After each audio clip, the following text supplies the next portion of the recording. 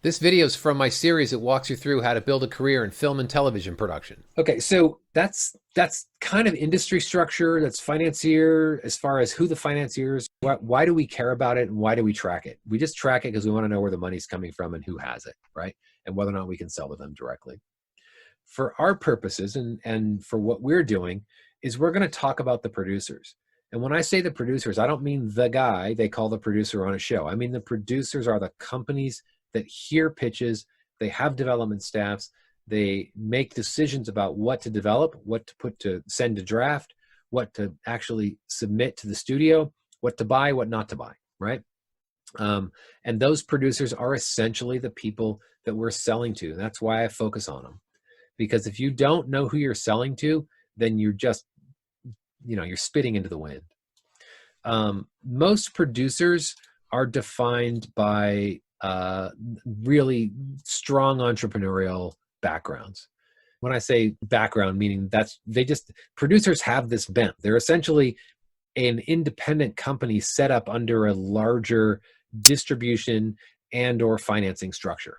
And I used Warner Brothers and Joel Silver Pictures, or I think it's Silver Pictures, as an example of a company that is a producer or a prodco that exists underneath the Warner silo. You're not going to sell to Warners, but you could possibly sell to Joel Silver Pictures or Silver Pictures. So there are basically two different kinds of producers. There's indie. It's just a person, a dude who's hung their own shingle. They're privately financed. Maybe they found a pocket of money somewhere, South Korea, Japan, whatever. They figured out how to get properties put into development and find someone to pay for the writing and the early pre-production. That's typically what those are. There's a few of them around town. There's very few now. There used to be hundreds of them. And they were largely financed by Kirch, which was a German distributor. A couple of those guys went to jail. Some were financed by Israeli arms sales in the form of Elia Kazan, and people like that. I picked two of the sleaziest because they wound up in the news and they were fun. But they do exist. They're pretty uncommon. What we care about is looking at the studio deals that the production companies that have studio first look deal, overhead deals, outputs, and vanity. So let's talk about what those are. Vanity deals are easy. Bradley Cooper has one. What's the blonde chick from Legally Blonde? Reese Witherspoon. Reese Witherspoon has one. Sally Field had one. And she might still actually. Her development executive may have figured out how to keep that going at Disney. Dolly Parton and Sandy, I can't remember Sandy's last name. Anyway, Dolly Parton had one. They're essentially companies that have overhead deals with, or first look deals with a studio, but the intention of those companies is for the studio to keep talent within their fold, so that talent will pitch an idea or a story with them attached to it for the purpose of making a movie for the studio under which they have a first look deal. And it's not a serious place. Let me rephrase that. I shouldn't say they're not serious. Many of these vanity companies get shit made, for sure. But they're not really in the business of making a lot of content. They're in the business of keeping their actors employed and in the stream of what's in development and connected to a studio. That's why agents and lawyers and managers set them up. The overhead is sort of in reverse order of, and I put these in no particular order when I created this slide, in order of most power to least power, which is essentially output deals are the most, overhead, first look, and output. So overhead means Joel Silver, I'll use that example again, has an agreement with Warner Brothers. Warner Brothers provides him an office, a CFO, a lawyer, a development staff, usually a VP, a director of development, and a creative executive, a receptionist, and a slew of assistants.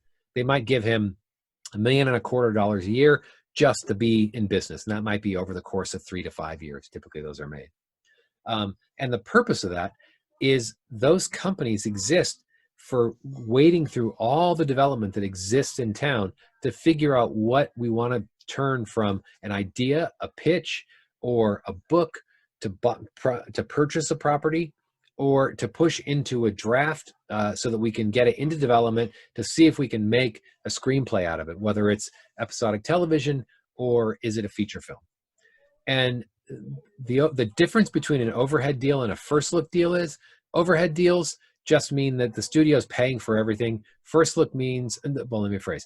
The studio's paying for everything in an overhead deal, and they have first right to develop that property and ultimately make it. If they do not, that producer can take that property somewhere else and try to get it put in the turnaround and get it developed and put into production someplace else. But turnaround deals pretty much disappeared when Warner Brothers sold Shakespeare in Love to the Miramax brothers, and they made buckets of money with that movie. And that was originally developed at Warner's. Warner didn't make it, so they put it in the turnaround. Miramax bought it, they made it, and they made tons of money. So that's an overhead deal. Studio pays for everything. They have a first right of first refusal and first look of everything that gets developed at the company. A first look deal is the same thing. Studio has the first right, the right to put that property into development, to see it first. They'll oftentimes pay for the purchase of a draft or a book, but they don't pay for overhead typically. Or if they do, it's a small fee and it's not that much. They'll pay for rights, but they won't typically pay for the overhead or the structure of that company that supports it. And output deals is one step below that, where you don't have a first look, but you have an agreement. Sometimes it's tacit, sometimes it's actually put in writing that says, yes, we'll look at your titles and we might buy shit from you, but don't get too excited about spending money and having an office on our lot. How do you know what's a real producer and what is not a real producer? It's just as simple as money. And don't confuse expensive cars, clothes, watches, parties, all that shit as real. When I say money, I mean they have money for production or for overhead. And that will manifest itself in the form of staff, as I described earlier. Assistants, there's typically lots of those lying about and answering the phone. It's offices, it's scale, meaning they have a pretty large footprint as far as their crew goes, their office goes. This might change with COVID, but having an office and a place on a lot at a studio close by is a currency that defines whether a producer is real or not real. Big production values with comes the oversight and accountability. I mean, you've seen that. What's bullshit? Solo, a guy who meets you at a coffee shop, cheap, they're cut corners, no assistants. They're basically working by themselves because they have no money. And the other thing is, nothing in production. In the last 12 to 18 months, has anything been put into production? Do they have credits on anything? Has anything been exhibited? If they haven't made anything in 24 months, that's pretty likely they're not real. Or if they are, they're sporadically real, and you can't rely on that producer being in the grind all the time and making a lot of content. And then finally, a producer who's just going to make something with private equity and run the festival circuit. That is, typically bullshit. Structure. Development is from the bottom up: creative assistant, director of development, VP of development, and then you have the principal. Above that, you'll have assistants and readers within that structure as well. The reason I bring this up is because where you will ultimately find success is with creative assistants in terms of connecting with these people. Creative execs, and to some extent assistants and readers, and maybe a director of development. But ultimately, this is the structure you're trying to get connected to in development. Then the structure in production. When I say production, I mean physical production. These are people who make and finance and audit the movies as they're being made at whatever production company or studio or financier you're working at. There's a coordinator, there's a production executive, and there's a VP. They're usually very thin departments depending on how much they're making. And by the way, these people hide. All the development executives, they hide. They're hard to find. They want credit, they desire credit, they want to move up, they want to be a producer, they want a particular kind of acknowledgement for their participation in the making of a movie. But they don't necessarily, they're pretty hard people to get to and to figure out and find. They also run in a very tight circle, a very tight party circle. They all know each other. If you ask them, have you ever read blah, blah, blah? I have never heard a production executive say, no, I never have. The pat answer is, oh yeah, I thought it was amazing. Oh yeah, I'd have to go back and look at it again to see. It's been a while since I read it. It's such a bullshit thing. Understand that and the reason I'm bringing this up is because these people are mostly young, mostly women, mostly pretty, who are in the business of making a decision about what gets to move up and what doesn't, whether they're qualified or not.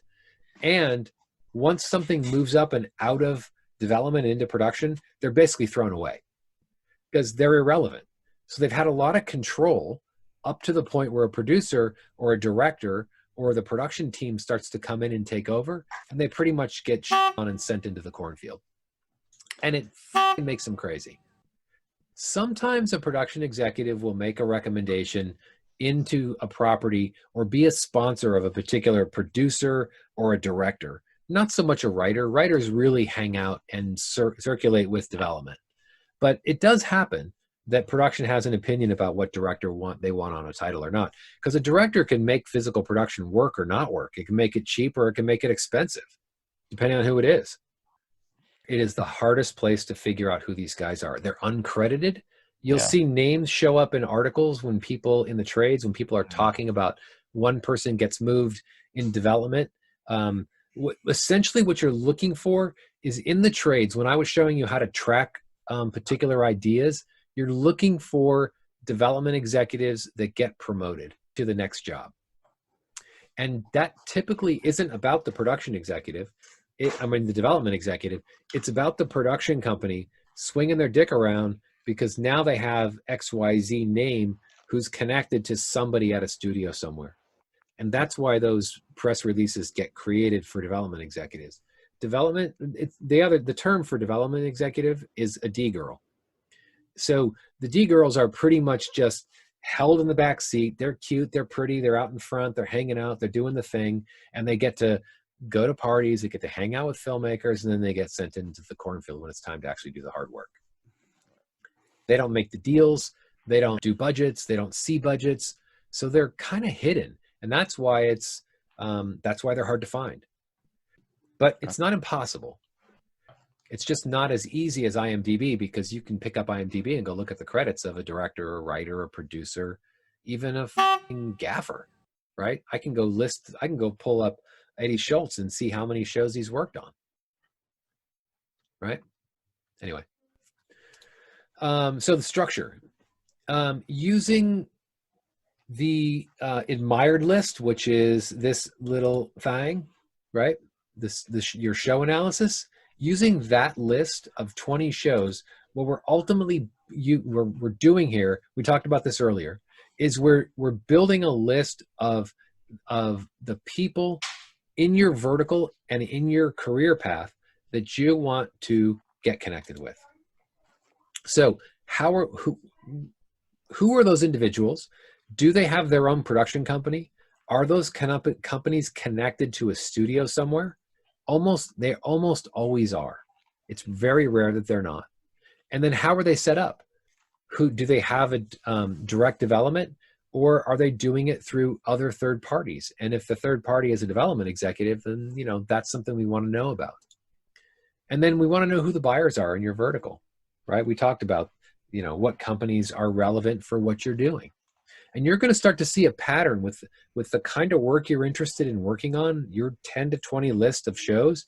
You're going to connect those dots. You're going to start to see a pattern of what you like and who's worked on what. So the production companies will repeat themselves.